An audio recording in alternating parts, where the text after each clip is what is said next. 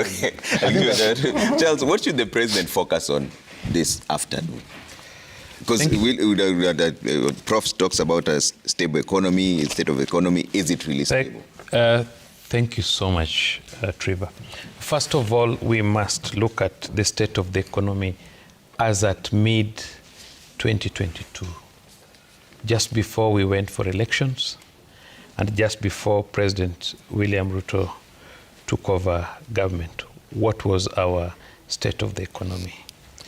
Kenyan's debt stood at 70% of our GDP, and that is above 55% of the safe net. And there are some amendments coming up that will deal with this issue of the safe net.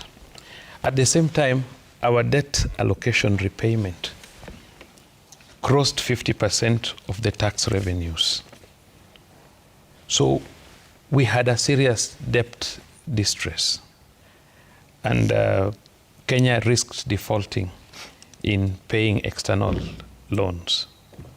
Equally, we had challenges because much of the money had been allocated to debt repayment, and therefore even money for allocation to our disbursement of money to counties was quite a big and a huge challenge. And when disbursement becomes a huge challenge, then it has a lot of implications, especially on the lower level of people who are doing business with counties, those who are employed with counties, and so on and so forth. So we were in a very serious situation. You remember the prices of goods were very high. The biggest issue as at the time of election was unga. Everybody was talking about unga. There was an attempt by government to subsidize unga, which later we also learned was not even paid for, and the current government had to pay for it. So the government will be the president will be looking at some of the things that he has done to ensure that we manage this. Remember, he promised last year to pay the Eurobond, which he has done. He promised to add more money to judiciary, about 3 billion, which has been done. He promised to pay sugar. Professor Jenda comes from an area where we had a lot of challenge with sugarcane farmers who the government owed a lot of money, which has so far been paid. And he also has his manifesto for Kenya Kwanza on issues of agriculture, issues of affordable housing, health, SMEs, digital superhighway, and issues of security, issues of governance, issues of foreign relations. So he has a lot to discuss and show us the much that he has done so far. So I think as at mid-June 2022, if we will be honest as Kenyans and look at the situation where we were and things that have been done to put us at the place where we were currently, then I think he has a lot to discuss, and Kenyans have a lot to look at that.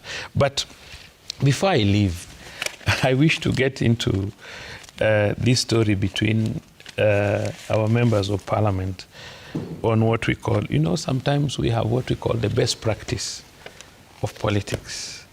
For example, when the deputy president went through impeachment process, we know our politics. Our politics here is still a bit regional, a little bit tribal, and so on and so forth. So sometimes you come from a region, if you're not properly principled, you can come from a region and you will have to follow the wave just to sustain your position. Maybe you want to remain a member of parliament, you look at what your region is saying, and you go by it. So what I say is, he gave a very good example that you are looking for a girl, you've gotten the girl, why should you follow the boy who refused to call the girl? Yeah, the boys who refuse to call the girl. But you see, if this boy continues telling this girl quietly that you are ugly, he still sends the girl. This guy is ugly. This guy is broke. Are you getting me? This guy is not royal. He's still, the party which has taken them to parliament, this party has a manifesto. This party must do certain things. Even in cabinet, there's what we call collective responsibility. If you disagree, if you are in cabinet and you have agreed and you voted, even if you are dissenting, you just dissent. But when you leave the cabinet, you have to speak the same language of what has been agreed. If not, you resign. So in good practice is, if you are principled and you think from your region or the person you really support has been removed from office, and if there is a feeling that you may not deliver, you may sabotage that government to give an opportunity for another person, the best thing to do, if you are really principled, is to resign.